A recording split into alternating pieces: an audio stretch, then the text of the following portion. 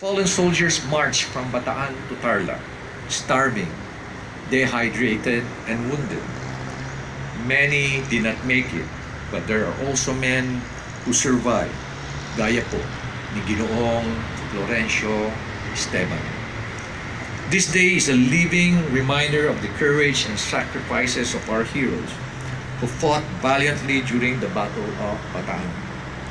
They stood their ground, held the line, and showed the world that Filipino bravery knows no limit.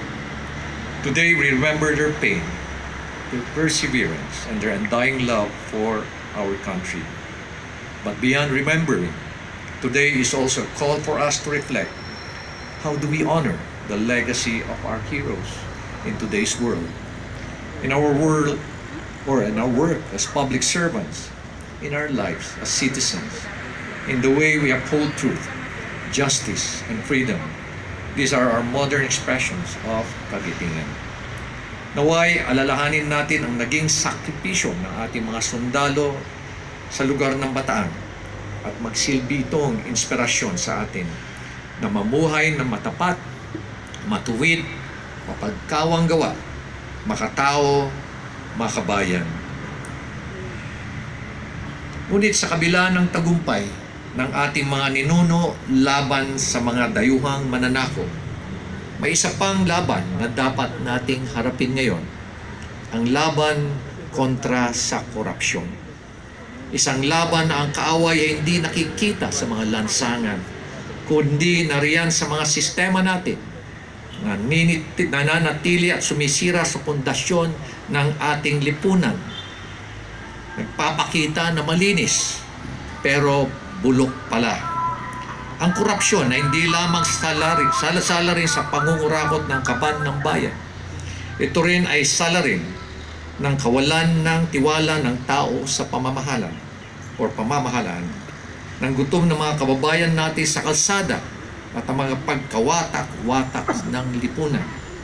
Sa bawat sentimong ninanakaw ng mga korap na politiko at mga korap na government officials, may pamilyang naghihirap. Sa bawat pandaraya, may pangarap na wawasak, lalong-lalo na ang mga pangarap ng ating mga kabataan.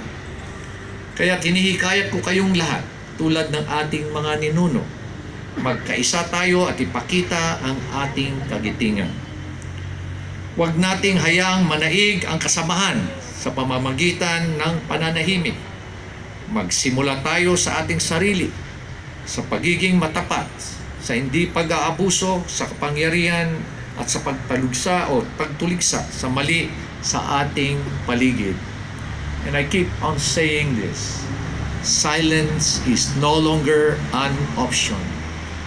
We have to speak up and speak out. Silence is not neutrality. It is complicity. It is tolerance. Ang tunay na kagitingan ay hindi lamang nakikita sa digmaan, kundi sa pagtindig para sa katotohanan, para sa katarungan, anuman ang kapalit nito. Ang pagiging matapang ay hindi lamang laban sa kaaway sa labas, kundi laban sa kaaway sa loob ng ating gobyerno mismo, sa ating sistema, at ito'y tinatawag na korupsyon.